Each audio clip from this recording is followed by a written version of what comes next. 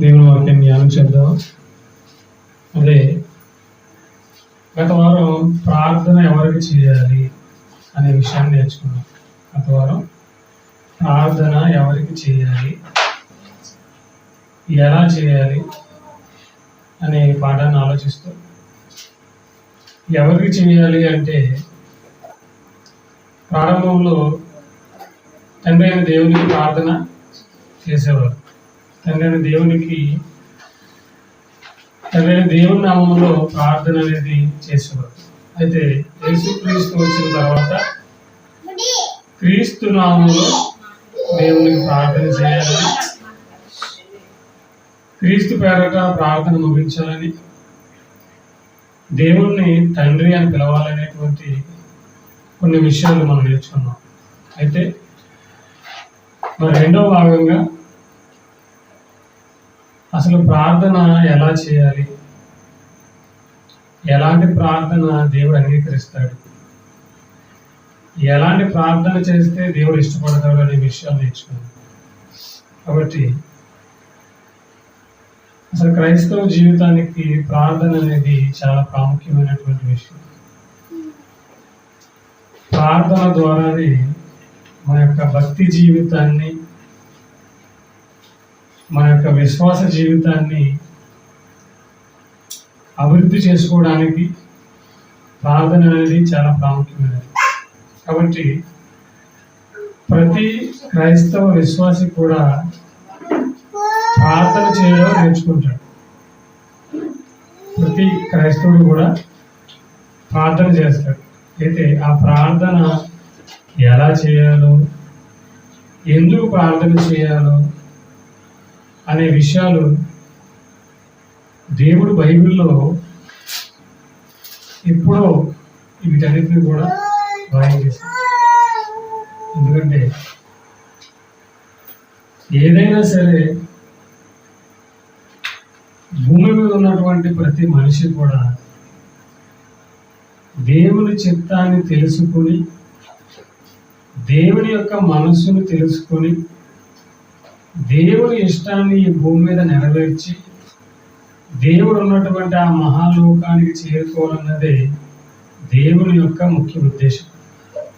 ఏమండి, మనిషి ఈ భూమి మీదకి రావడానికి గల కారణం దేవుని మనసు ఏమిటో తెలుసుకోవాలి, దేవుని సంకల్పం ఏమిటో తెలుసుకోవాలి, దేవుని యొక్క ఆలోచన ఏమిటో మనిషి తెలుసుకొని మరణించి దేవుడు ఉన్నటువంటి ఆ లోకానికి చేరుకోవాలన్నదే దేవుని యొక్క సంకల్పం. కాబట్టి దేవునిలో నుండి వచ్చినటువంటి ప్రతి మనిషి కూడా మరలా తిరిగి దేవుని యొద్దకు చేరాలంటే ఎలా బ్రతకాలి, ఎలా మరణించాలి, ఎలా బ్రతికితే దేవుడు ఉన్నటువంటి ఆ లోకానికి మనిషి చేరుకుంటాడు, ఎలా మరణిస్తే ఆ మరణం దేవునికి ప్రియమైనది, ఇవన్నీ కూడా దేవుడు ఎక్కడ రాయించాడు? బైబిల్లో రాయించేశాడు. అలా రాయించిన విషయాలలో ప్రార్థన అనేది కూడా దేవుడు రాయించాడు. అందుకే అడుగుడి మీకు ఇవ్వబడును. అడగమన్నాడా? అడగమన్నాడు. అడగండి అంటే దేవునికి మనిషికి ఏం అవసరమో తెలియదా? తెలుసు. మనకి ఏం కావాలో మనిషికి తెలుసు. కానీ ఎందుకు అడగమన్నాడు? మనం ఏం అడుగుతాం? అవునా? అడుగుతాం లేదా? చిన్నపిల్లల్ని మనం ఏదైనా అడుగుతాం, వాళ్ళకి తినడానికి ఏదైనా ఇచ్చి మరలా నాకు కొంచెం పెట్టమ్మా అని అడుగుతాం. ఎందుకు? వాళ్ళకి ఇచ్చింది మరలా మనం తీసేసుకోలేము కాదు, వాళ్ళకి ఇచ్చింది మరలా మనం తినాలని కాదు, మరలా మనకి ఆకలేసి కాదు. ఎందుకు? వాళ్ళు మనకి ఇస్తారో లేదో, వాళ్ళ మనసు ఎలాంటిది, వాళ్ళ మనసు ఏంటో తెలుసుకోవాలనేటువంటి ఉద్దేశంతో దేవుడు ఏం చేస్తాడు? అడగమన్నాడు. ఒకవేళ మనం అడగకుండానే దేవుడు ఇచ్చేస్తే అడుగుడి మీకు ఇవ్వబడును అని ఎందుకు రాయిస్తారు దేవుడు? యేసుక్రీస్తు వారు అడిగారా? ఆయన పగలు పనిచేస్తూ, పగలు దేవుని గురించి ప్రకటిస్తూ, రాత్రులు ఏం చేసేవారు? ప్రార్థన చేసేవారు. యేసుక్రీస్తుకి ఏమేమో దేవునికి తెలియదా? తెలుసు కదా. ఆయన ఏమడుగుతారు ఆయన. అలాగే మనుషులు కూడా ఏం చేయాలి? ప్రార్థన చేయాలి. అడగండి మీకు ఇస్తానన్నప్పుడు అంటే ప్రార్థన చేయండి. దేవుడే కదా అడగమన్నాడు. అడగమన్నాడు కదా అని సరే ఏం అడుగుతారు వీళ్ళు అనేటువంటి ఆలోచనతో ఏం చెప్పాడు దేవుడు? అడగండి, ప్రార్థన చేయండి. కాబట్టి ప్రార్థన చేయమన్నాడు కదా అని మనం ఎలా పడితే అలా ప్రార్థన చేయకూడదు. బైబిల్ ప్రకారంగానే మనం ఏం చేయాలి? ప్రార్థన చేయాలి. కాబట్టి మనం అన్ని కూడా బైబిల్లో ఉన్న విషయాలను పరిశీలన చేస్తూనే చదువుతున్నాం. అన్ని ఇది కూడా సొంతంగా మనం ఏం చేస్తలేదు, పరిశోధన చేయడం. బైబిల్లో ఎలా ఉంది, బైబిల్లో ఎలా రాయబడింది. ఇదిగో మీరు ప్రార్థన ప్రారంభంలోనే ఎలా ప్రారంభించమన్నాడో తెలుసుకున్నాం గత వారం. తండ్రి, పరలోకమందున్న తండ్రి అంటే దేవుడు మనకు తండ్రి. దేవుడు మనం ఎలా పిలవాలి? తండ్రి అని పిలవాలి. తండ్రి అని పిలిచి మీరు ప్రార్థన ప్రారంభించండి. అలాగే మీ ప్రార్థన ఎలా ఉండాలని చెప్పాడు? కృతజ్ఞతాపూర్వకంగా లోబడి దేవునికి ప్రార్థన చేయండి. అరవకండి, కేకలు వేయకండి. ఎలా చేయమన్నాడు? లోబడి కృతజ్ఞతాపూర్వకంగా ప్రార్థన చేయమన్నాడు. చివరిగా ఎలా ముగించమన్నాడు? యేసుక్రీస్తు వారి నామంలోనే ఆయన పేరంటే మీరు అడగండి. ఎందుకంటే ఆయనే దేవునికి మనకి మధ్యవర్తి గారు. కాబట్టి యేసుక్రీస్తు వారి నామంలో అడిగితే మీకు అన్ని కూడా అనుగ్రహిస్తాను అనేటువంటి విషయాన్ని గత వారం నేర్చుకున్నాం. అలాగే మరికొన్ని విషయాలు ఈ వారం నేర్చుకున్నాం. అసలు ఎలాంటి ప్రార్థన దేవుడు వింటాడు? ప్రార్థన చేస్తే శిక్ష కూడా పడుతుందా? ప్రార్థన చేస్తే శిక్ష కూడా పడుతుందా అని మనం ఆలోచిస్తే యేసుక్రీస్తు వారు ఒక మాట మాట్లాడుతూ లూకా సువార్త 20వ అధ్యాయం, లూకా రాసిన సువార్త 20వ అధ్యాయం 47-45 వచ్చిన చూస్తే 45 నుంచి లూకా సువార్త 20వ అధ్యాయము 45 నుంచి ప్రజలందరూ వినుచుండగా ఆయన ఇట్లనెను, శాస్త్రులను గూర్చి జాగ్రత్త పడుడి. వారు నిలువుటంగీలు ధరించుకుని తిరుగగోరుచు సంత వీధులలో వందనములను, సమాజ మందిరములలో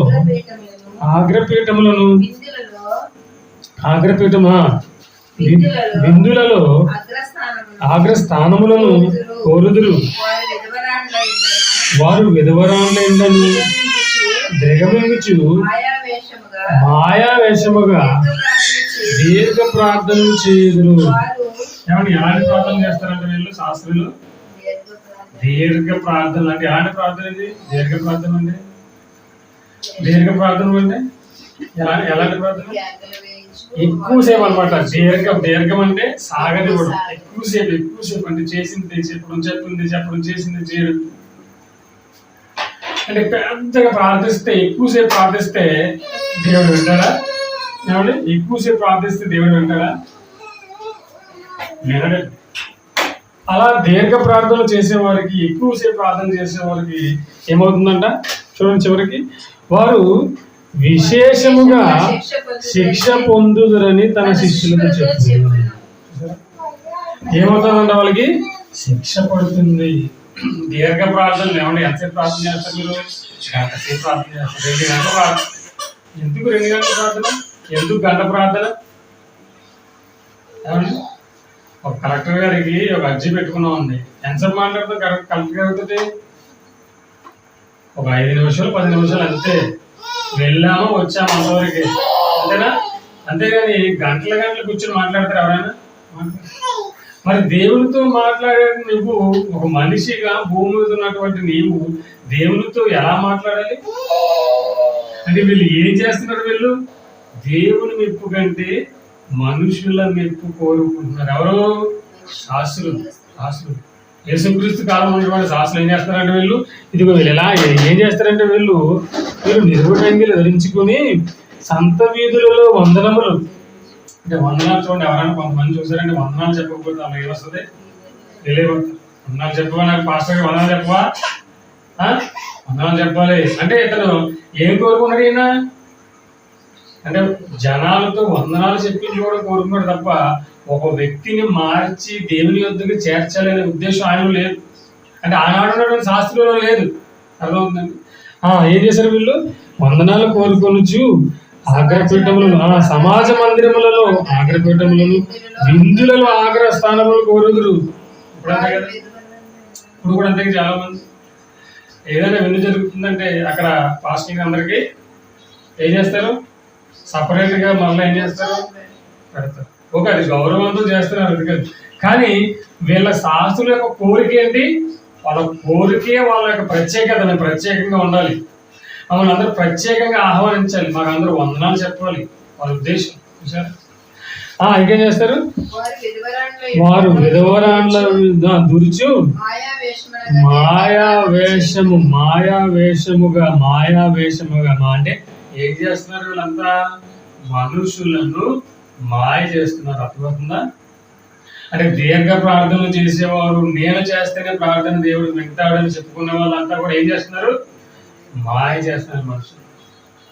అంటే మనుషులకి ప్రార్థన అంటే ఏమో తెలియదు కదా, మనుషులకి బైబిల్ చదవరు కదా, బైబిల్ పట్టుకెళ్తారు కానీ ఎవరు బైబిల్ చదవరు.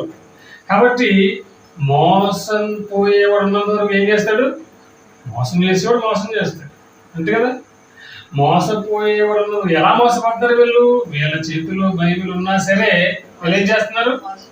బైబిల్ చదవట్లేదు. ఆయన చెప్పిందే వేదం అనుకున్నారు, తప్పించి ఏమైపోతున్నారు? మోసపోతున్నారు. అంటే దీర్ఘ ప్రార్థన, ఎక్కువసేపు ప్రార్థన చేస్తేనే దేవుడు వింటాడు అనుకున్నారు. కానీ ఇలా దీర్ఘ ప్రార్థనలు చేసే వారిని ఏం చేస్తాడు దేవుడు? వారు మరీ విశేషముగా శిక్ష పొందుదురని తన శిష్యులు చూసారు. అంటే మనుషులు ఎక్కువ కోరి ఎవరైనా దేవునికి ప్రార్థిస్తే ఏమవుతుంది? శిక్ష పడుతుంది. సరే, తప్పు చేస్తేనే దేవుడు శిక్షిస్తాడు అనుకున్నాం, కానీ దేవుడు చెప్పింది చేయకుండా మనుషుల కోసం మనం ఒకవేళ ప్రార్థన చేసినా శిక్ష తప్పదు. దేవుడు చెప్పినటువంటి విధానంగా మనం ఏం చేయాలి? ప్రార్థన చేయాలి. దేవుడు చెప్పిన విధానంగా మనం మాట్లాడాలి. ఇప్పుడు ఒక మనిషితో, సాటి మనిషితో మాట్లాడడానికి మనం భయపడతాం కదా. ఒక ఎమ్మెల్యేతో మాట్లాడాలంటే భయం. అంటే భయం అంటే గౌరవం. ఒక పోలీసుతో మాట్లాడాలంటే భయం. అంతేందుకండి, డాక్టర్ గారికి వెళ్తాం, పిల్లలు చూపించడానికి హాస్పిటల్కి వెళ్తాం. వెళ్ళిన తర్వాత డాక్టర్ గారికి చెప్పాలనుకున్నవన్నీ చెప్తావా? చెప్పలేదు. ఎందుకు? ఏదో తెలియని ఒక భయం. అంటే చాలాసార్లు మా ఆవిడ వెళ్ళి చెప్పాలనుకున్నావు చెప్పకుండా బయటకు వచ్చేసింది. అయ్యో అది చెప్పాలనుకుంటాను. ఎందుకు? డాక్టర్ గారిని చూడగానే ఏదో తెలియని భయం, గౌరవం ఏదో. అంటే ఒక మనిషితో మాట్లాడడానికే మనిషి భయపడిపోతుంటే మరి ముల్లోకాలను కలిగించిన దేవునితో మాట్లాడడానికి మనిషికి భయం లేదా? భయపడరా? చూడండి, చూసారా? అంటే ఎలా మనిషిని మోసం చేస్తున్నారో చూడండి. ప్రార్థన, అందుకే నేను ఎక్కువగా ఎవరు ప్రార్థన చేయను. ఎందుకు? తప్పుగా మనం ఒకవేళ ప్రార్థన చేసామనుకోండి, ఎవరికి పడుతుంది శిక్ష? చేసినోడికి శిక్ష పడిపోతుంది. ఎవరిని అడుగుతున్నావు నువ్వు? దేవుణ్ణి అడుగుతున్నావు, దేవునితో మాట్లాడుతున్నావు. ఒక త్రాగుబోతు దగ్గరికి వెళ్ళి అతని గురించి ప్రార్థన చేయమని అనుకోండి, నేను చేసేసాను అనుకోండి, ఎవరికి శిక్ష? నాకే శిక్ష. అండ్ అతని గురించి తెలియకుండా అతను ఏం చేస్తాడో తెలుసు, అతను ఎలా ఉంటాడో తెలుసు, తెలిసి నాకు మొరపెడుతున్నావు నువ్వు. ఎలా నేను అతను రక్షించను? ఏనాడైనా నాకు సన్నిధికి వచ్చాడా? నా వాక్యాన్ని విన్నాడా? వాక్యానుసారంగా జీవించాడా? లేకుండా ప్రార్థన చేసేసావు నాకు, నేను ఎలా అతను రక్షించను? సరే, నీ ఎవరికి పడతారు శిక్ష? ప్రార్థన చేసినోడికి శిక్ష పడుతుంది. అంటే ప్రార్థనలో ఎంత శక్తి ఉందో ప్రార్థనలో, ఆ ప్రార్థన మనం తప్పుగా చేస్తే శక్తికి బదులుగా శిక్ష కూడా ఉంటుంది. సరేండి. కాబట్టి దేవుడితో మాట్లాడేటప్పుడు ఎలా మాట్లాడాలి? మనం చాలా జాగ్రత్తగా మాట్లాడాలి. అందుకే ప్రసంగి గ్రంథులు అంటాడు, మీ మాటలు ఎలా ఉండాలంటే కొద్దిగా ఉండాలంటాడు ప్రసంగిలో. సొలొమోను గారు రాస్తూ, మీ మాటలు ఎలా ఉండాలి? కొద్దిగా. ఎందుకు? దేవుడు ఆకాశం ముందు ఉన్నాడు, నీవు భూమి మీద ఉన్నావు. ఎలా ఉండాలి మాటలు? కొద్దిగా ఉండాలి, కొద్దిగా ఉండాలంటే ప్రసంగి. అప్పుడు ఇప్పుడు మన దేవుడు మనం ఒకవేళ ప్రార్థన మనుషులు చూస్తున్నారు కదా, మనుషులు వింటున్నారు కదా అని చెప్పేసి మనకి ఇష్టం వచ్చింది ప్రార్థన చేసాం అనుకోండి, ఏమైపోద్ది? శిక్ష పడుతుంది మనకి. అర్థమవుతుందా? మనం చేసే ప్రార్థన ఎవరు వినాలని చేస్తున్నాం? దేవుడు వినాలని చేస్తున్నాం. మనం ఎలా చేయాలి? చాలా జాగ్రత్తగా దేవునికి ప్రార్థన చేయాలి. ఎవరి కోసం ప్రార్థన చేస్తున్నాం, ఎలా మనం ప్రార్థన చేస్తున్నాం అన్నాయి అన్నీ కూడా మనం ఆలోచించి అవగాహనతో దేవునికి ప్రార్థన చేయాలండి. అలా కాకుండా చాలామంది ఎలా చేస్తారు? వాళ్ళు చూస్తున్నారని, వీళ్ళు చూస్తున్నారని, కాబట్టి చెప్పిందే చెప్పి చేసిందే చేసి ప్రార్థన చేస్తారు. అవునా? ఓకే, ఆ రోజుతో ఆ నిమిషంతో అయిపోయింది. వాళ్ళందరూ అబ్బా చాలా బాగా ప్రార్థన చేశారని అంటారు. ఓకే, కానీ దేవుని దగ్గర నుంచి తీర్పు వస్తుంది. ఏదో రోజు నీకు శిక్ష అమలు జరుగుతుంది. అవునా? కాబట్టి ప్రియమైన దేవునిలా తప్పుగా ప్రార్థిస్తే ఏమవుతుంది? శిక్ష పడుతుంది. ఇంకా మనం చూసినట్లయితే కీర్తనల గ్రంథము, భక్తుడైన దావీదు గారు మాట్లాడుతూ, కీర్తనల గ్రంథము 66వ అధ్యాయము, కీర్తనల గ్రంథము 66వ అధ్యాయము 18వ వచనం చూసినట్లయితే, కీర్తనల గ్రంథము 66వ అధ్యాయము 18వ వచనం, నా హృదయంలో నేను పాపమును లక్ష్యము చేసిన ఎడల ప్రభువు నా మనవి వినకపోవును. ఏంటంటే ప్రార్థన అన్నా, దేవునితో మాట్లాడడం అన్నా, మనవి చేయడం అన్నా ఒకటే. ఇవన్నీ కూడా ఏంటి? పర్యాయ పదాలు. అయితే దావీదు గారు మాట్లాడుతూ ఏమంటారంటే, నా హృదయములో నేను పాపమును లక్ష్యము చేసిన ఎడల ప్రభువు నా మనవి వినకపోవును. అంటే ప్రార్థన చేసే వారికి ఉన్నటువంటి కావలసినటువంటి ఒక అర్హత చెప్పాడండి దేవుడు. ఏంటి? ప్రార్థన చేసేవారు ఏం చేయకూడదంట? పాపము చేయకూడదు. అంతే కదండి. అంటే బైబిల్లో ఉన్న మాట అండి. మనం ఆలోచిస్తున్నాం, నేర్చుకుంటున్నాం, బైబిల్ నేర్చుకుంటున్నాం. దేవుడికి ప్రార్థన చేయాలి. ఓకే, ఎలా చేయాలి? ఏమండి, ఎలా చేయాలి, ఎవరికి చేయాలి అని నేర్చుకుంటున్నాం. ఇప్పుడు ప్రార్థన చేసే వారికి ఎలాంటి అర్హత కావాలి అని నేర్చుకున్నప్పుడు, ప్రార్థన చేసే వారికి ఏముండాలంట? పాపము చేయకూడదు. అర్థమైందా? ప్రార్థన చేసేవారు దేనిని లక్ష్య పెట్టకూడదు? పాపాన్ని లక్ష్య పెట్టకూడదు. ఒకవేళ నేను నా హృదయములో ఒకవేళ నేను పాపాన్ని కనుక లక్ష్య పెడితే, దేవుడు ప్రభువు నా మనవి వినాడు. అంతే కదండి. ఇదే మాట యేసుక్రీస్తుల వారు కూడా మాట్లాడుతూ యోహాను సువార్త 9వ అధ్యాయంలో అంటాడు. ఏమని? దేవుడు పాపుల మనవి ఆలకింపుడు అంటాడు. అంటే మనం అర్థం చేసుకోవాల్సిన విషయం ఏంటంటే, పాపము చేసిన వాడు ప్రార్థన చేస్తే దేవుడు వినాడు. అందుకే మరి మన వాళ్ళు తెలివైన వాళ్ళు కదండి, ఏం చేస్తారు? నేను పాపనండి, అయ్యగారు మీరు నా గురించి ప్రార్థన చేయమంటారు. అవునా? కరెక్టేనా? ఏం చేస్తారు? పాస్టర్ గారిని ప్రార్థన చేయమంటారు. అంటే రికమెండేషన్ ఎవరి ద్వారా? పాస్టర్ గారి ద్వారా చేయ. ఇప్పుడు నేను పాపం చేశాను అనుకోండి, నేను వచ్చి మిమ్మల్ని దేవునికి ప్రార్థన చేయమని చెప్పాను అనుకోండి, మీరు చేస్తే మీ ప్రార్థన వింటాడు. కానీ విన్నా కానీ ఆ ప్రార్థన నాకు ఫలిస్తుందా? ఫలిస్తుంది. ఎందుకు? నేను పాపం చేస్తున్నాను. అవునా? అంటే ఇప్పుడు మన దేవుని పిల్లారా, పాపము చేసేవాడు ఏం చేయకూడదు? ప్రార్థన చేయకూడదు. అర్థమవుతుందా? ఏమిటంటే బైబిల్ ఎలా ఉందండి? బైబిల్ ఇలాంటి మాటలు మనం ఎప్పుడు చదవం. అవునా? పాపము చేసేవాడు ప్రార్థన చేయకూడదు అంటే మరి ఎవరు చేస్తారు ప్రార్థన? ఎవరు చేస్తారు? అందరూ పాపం చేసేవాళ్ళు కదా. అవునా? అందరూ పాపం చేస్తున్నారు. మరి ఎవరు చేయాలి ప్రార్థన? ఎవరికి చేసే అర్హత ఉంది? ప్రార్థన చేసే అర్హత ఎవరికి ఉంది చెప్పండి.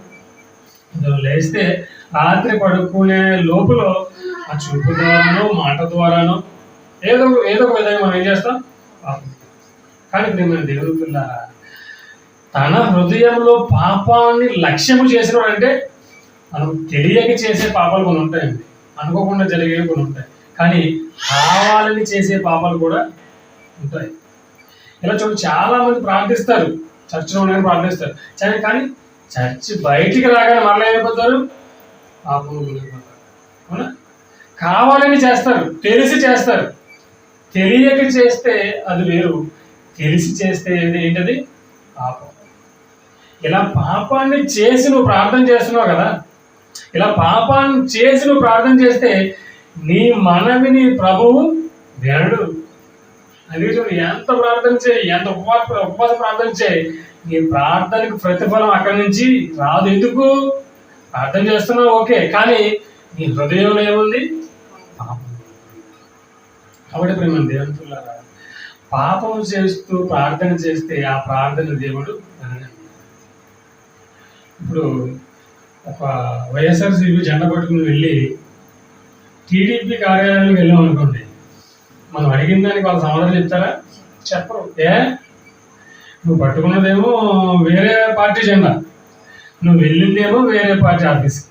ఎలా సమాధానం చెప్తారు? చెప్పరు. అంతే, అవునాగా చెప్పండి. మరి ఈ భూమి మీద ఇలా ఉంటే నువ్వు చేస్తున్నదేమో పాపం.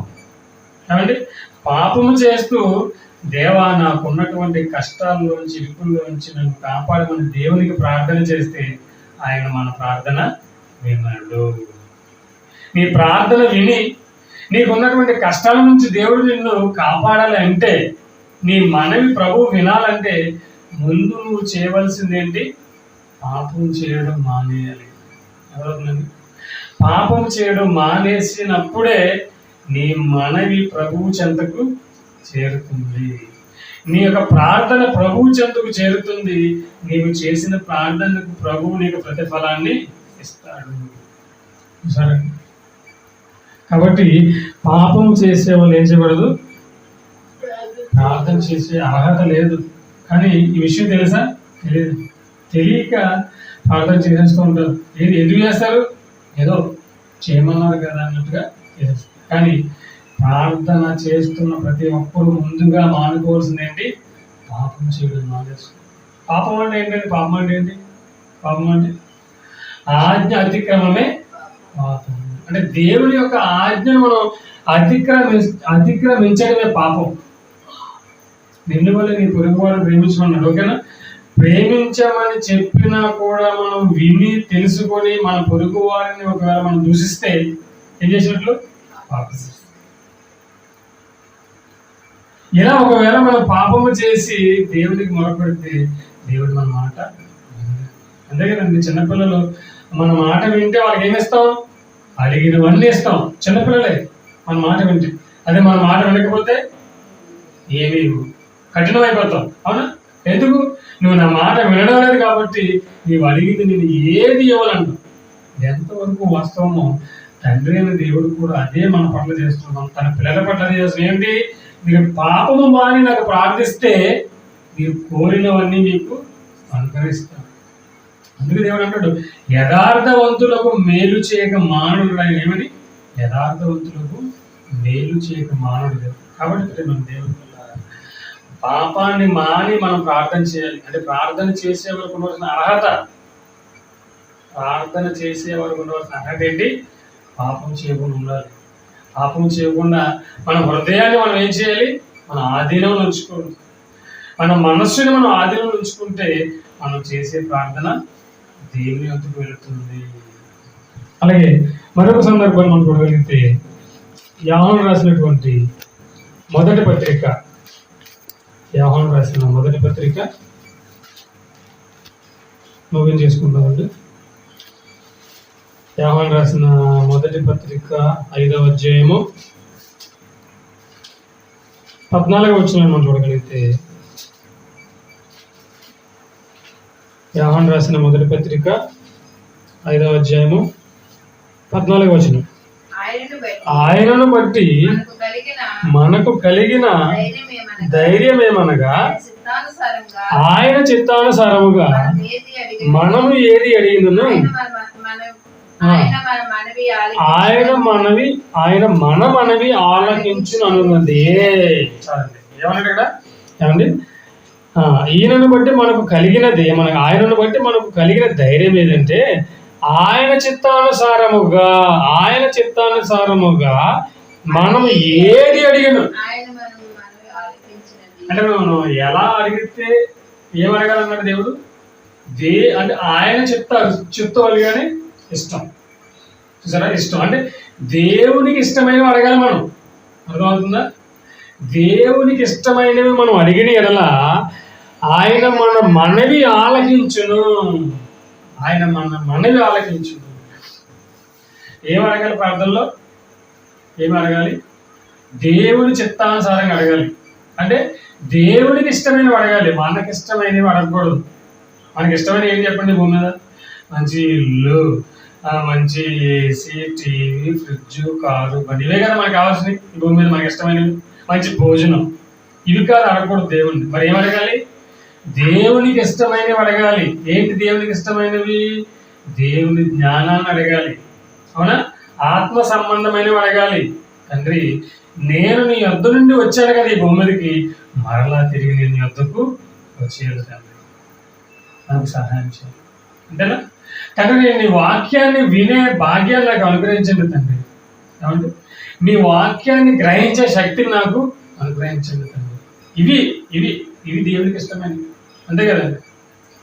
దేవుడు ఉన్నటువంటి ఆ లోకానికి మనం అందరినీ తీసుకెళ్ళిపోవాలన్నదే దేవుని యొక్క ఉద్దేశం. అయితే ఇదిగో ఆయన ఉద్దేశాలన్నింటినీ కూడా ఈ భూమి మీద నెరవేర్చిన వాడు ఎవడు? దావీదు.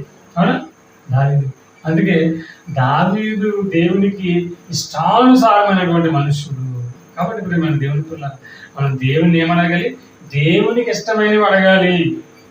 ఈ లోక సంబంధమైన వాటిని అడగవద్దు. తెలుసు, దేవునికి తెలుసు మనకి ఏం కావాలో తెలుసు. మనకి ఇల్లు కావాలని తెలుసు, మనకి బట్టలు కావాలని తెలుసు, మనకి ఆహారం కావాలని తెలుసు. ఏమంటే మనకి అనారోగ్యం వస్తుందని తెలుసు, ఆయనకి అన్నీ తెలుసు. కానీ మనం ఏం అడగాలి? పరలోక సంబంధమైన వాటిని దేవుణ్ణి అడగాలి. ఎప్పుడు కూడా మనం ఏమడగాలి?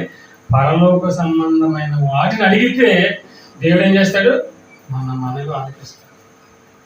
మన మనవిని ఆలకిస్తాడు. ఎప్పుడు చూసినా భూమి మీద ఉన్నటువంటి వీటి గురించి గేదె పాల్గొట్టలేదని ప్రార్థన చేసే వాళ్ళు ఉన్నారా? కోడి గుడ్డు కట్టలేదని ప్రార్థించే వాళ్ళు కూడా ఉన్నారా? చూసారా? వీటి గురించి అడిగారండి దేవుణ్ణి. ఏమండి? తండ్రి, మీ వాక్యం వింటున్నాను కానీ నేను గ్రహించలేకపోతున్నాను, సహాయం చేయండి. తండ్రి, మీ వాక్యాన్ని వింటున్నాను కానీ వాక్య ప్రకారంగా నేను జీవించలేకపోతున్నాను, సహాయం చేయండి. తండ్రి, నేను పాపాన్ని ఎదిరించలేకపోతున్నాను తండ్రి, పాపాన్ని ఎదిరించే శక్తిని నాకు దయచేయండి తండ్రి అని దేవుని అడగాలి.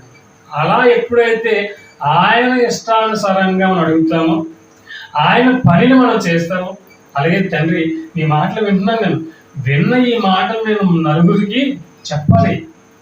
ఎలాంటివి అడిగితే దేవునికి ఇష్టం. అలా అడిగినప్పుడు దేవుడు ఏం చేస్తాడంట? మన మనవి ఆలకిస్తాడు. చూసారా? దేవునికి ప్రార్థన చేయాలి అన్న విషయం తెలుసుకున్నాం తప్ప ఎలా చేయాలి, ఏమండి, ఎవరికి చేయాలి, ప్రార్థన చేయాలని ఎలాంటి అర్హత ఉండాలి, ఏమండి, ఎలా చేస్తే మనం మనవి ఆలకిస్తాడు దేవుడు, ఇన్ని విషయాలకి చాలా విషయాలు ఉన్నాయి. మనం ఆలోచించింది కొన్ని విషయాలు మాత్రమే. ఏమండి, బైబిల్ అనేది ఒక మహాజ్ఞాన సముద్రం.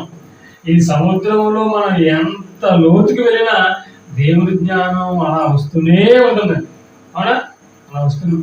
కాబట్టి మన దేవుణ్ణి అడగాలి.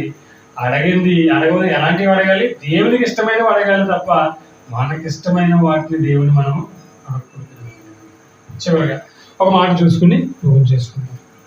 దావీదు గారు రాసినటువంటి కీర్తనల గ్రంథము 109వ అధ్యాయము, కీర్తనల గ్రంథము 109వ అధ్యాయము 8వ వచనం. కీర్తనల గ్రంథము 109వ అధ్యాయము 8వ వచనాన్ని మనం చూడగలిగితే, వాని జీవిత దినములు కొద్దివగులు గాక, వాని ఉద్యోగమును వేరొకడు తీసుకొనును గాక, వాని బిడ్డలు తండ్రి లేని వారు అగుదురు గాక. వాని కొంచెం పైన చదవమ్మా, కొంచెం అదే 8వ వచనంలో పై మాట, వాని ప్రార్థన పాపమగును గాక. మాట్లాడుతూ ఏమన్నారు? వారి ప్రార్థన ఏమవుతుందంట? పాపమగును గాకము. ఎవరికి వ్యభిచారం చేస్తేనే పాపం అనుకున్నాం, అవునా? దొంగతనం చేస్తేనే పాపం అనుకున్నాం, అవునా? నరహత్య చేస్తేనే పాపం అనుకున్నాం, కానీ ప్రార్థన చేస్తే కూడా ఏమైపోద్ది?